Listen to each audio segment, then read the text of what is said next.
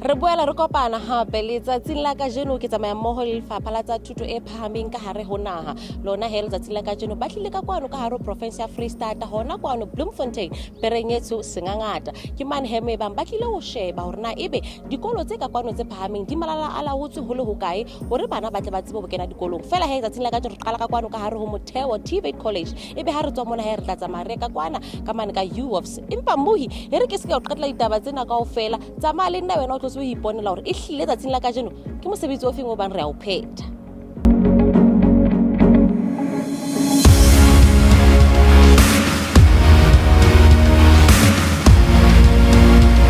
We started this work a while back, and there have been different milestones in the journey of getting students back onto campuses. But central to all that we were doing was to make sure that there are zero fatalities in our TVET colleges, but also that we have as few infections as possible, whilst in the process we're saving the academic year, we're getting trimester students back on campus and subsequently semester and NCV students. And we have maintained that that should be the approach, that we must save lives, we must save the academic year,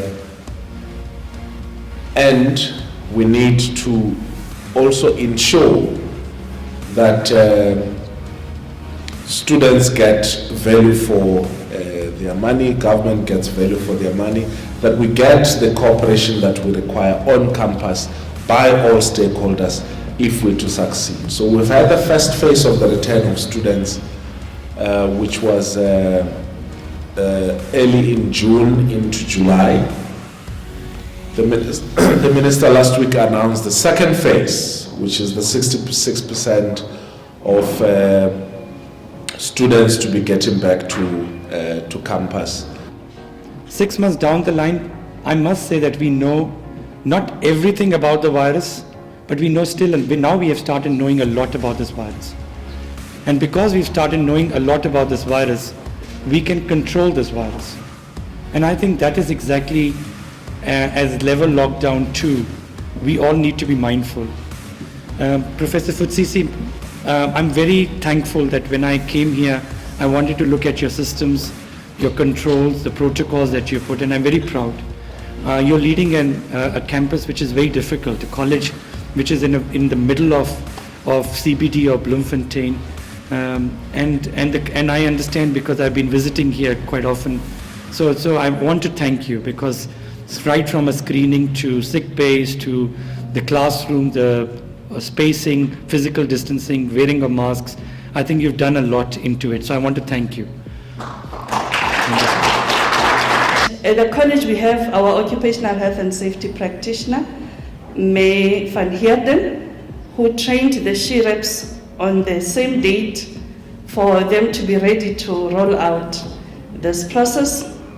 Lecturer support staff and managers were also virtually trained on the 11th of May. We trained the SRC as well as the security guards.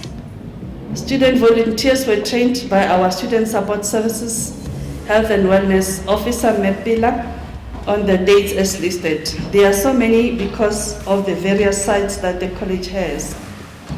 We do receive infographics that shows in all the colleges through how many people are affected.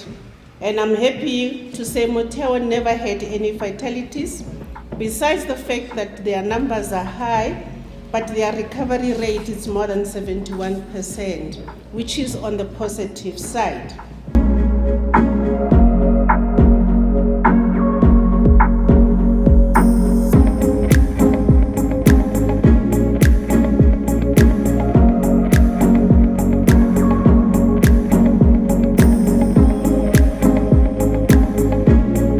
na le tshepo ya gore le ge ka ntle ga di-university le di-college tša rena go na le increase ya di-infection le di-fatalities, re na le tshepo ya gore mošomo wo re o dirileng mo di-university le di-college tša rena o tla kgontišiša gore re ska bana le di-fatalities le di-infection tše e leng gore di ya godimo. Was here to monitor, to check whether we are complying, and secondly to check in terms of the work that we are doing as an institution, especially for skills development and supporting the students. So he was here to ensure that the Motheo TVET College complies, ensure that Motheo TVET College is able to support students through this difficult time of COVID-19.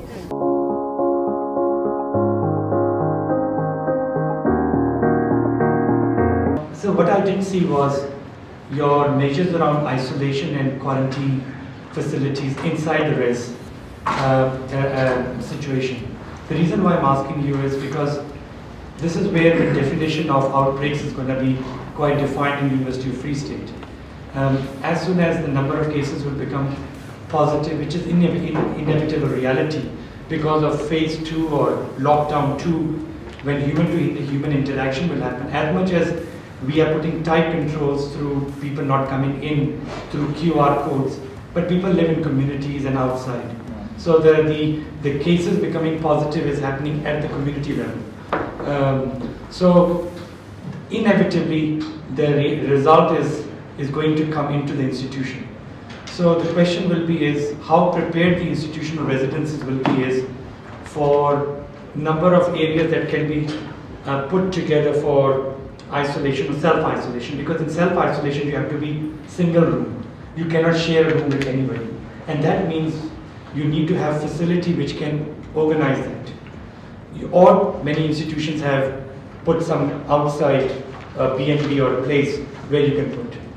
Then you need a site where you have put quarantine in residences. Or you can say the word isolation, quarantine in a sense, if you are positive, because you can mix positive with positive. They can eat together, they can study together, they can have internet facilities together, and they can do education. The issue of accreditation, particularly in the Qwaqwa campus, because now when we come back, we're going to have a greater number of students coming back to campuses for as part of the 66% that is required. But we still have accommodation that is not accredited, and if it means that if it's not accredited, then it means that there won't be those safety measures that are put in place. Because you find that in Qwaqwa, it would not necessarily be a true reflection of the commune system at the Bloemfontein or South Campus. And you find students that are staying in places that don't even have electricity, don't even have, the Qwaqwa situation where there's no water, and we are told by Dr. Ramnik and the others to wash your hands regularly. And in Qwaqwa, there's no such. So I think that's one of the things that the department needs to look into.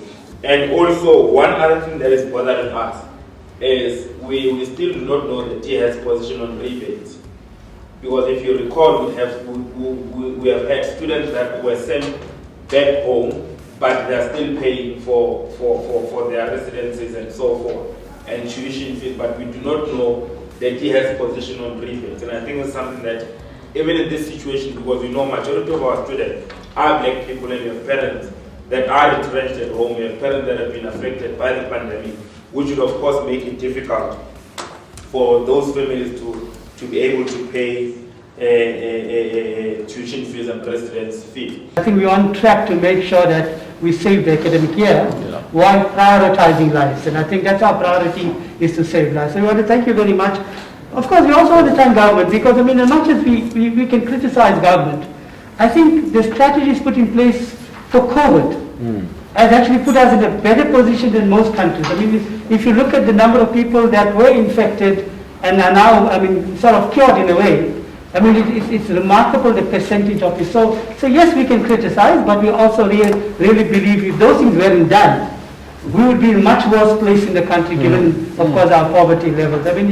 The states can say they have all the resources, but if you look at the numbers there and compare it to us, we actually in a better space. But again, as you say, it's always about agency, it's about behavior, it's about people doing the right thing, and I think we all have the duty to do the right thing. Last week, the minister made a statement in relation to what is to be done. And I'm quite excited to see that you're already moving towards that. 53% of students returning on campus. And a whole range of other things. But the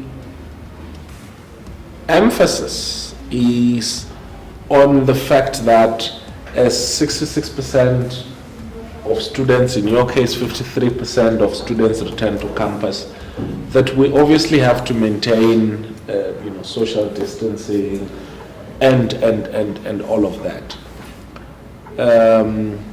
But part of the announcement that the minister made last week was that we are still on course with regards to supporting students who do not have learning devices and who can prove that they have not received any support from the university or from the NSFAS and all of that. So we're still on course with regards to that.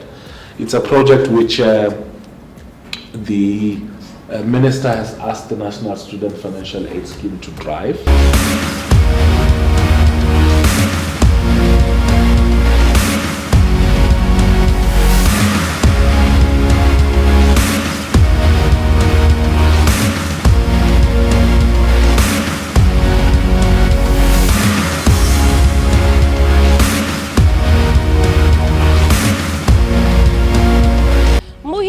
Pheletsong ya letsatsi la kajeno ke Manhemwe bana re tsamaya mmoho le Deputy Minister e leng yena Ntate Buti Manamela. Yena o na le ka kwano ka hare Bloemfontein Perenyeso Sengangata a tlile ho lekola hore na ebe dikolo tsena tse phahameng tsona di malala a laotswe ha o tluwa tabeng ya hore bana ba kgutlele dikolong. Re shebile taba ena ya COVID-19 hore na ebe ditaba tsa teng tseo re di newang mane ntlogolo hore na ebe re tswella pele ka tsona na re ntse re tswella pele re hlatswa matsoho a rona re sebedisa tsona di sanitizer. Muihe nna ke le sia le Neo Phutane ke ena a tlatlatsa malona ka tsatsi la hosane a tlatla linkela ditaba tsena ho ya pele ho tswa ho nna Mmathato ntse le ena moradi wa Hamfeketo hopola Thasela TV o itlisetswa ke Bombenero Investment ka mahano le mmuso wa rona province ya Free State. Nna ke sekile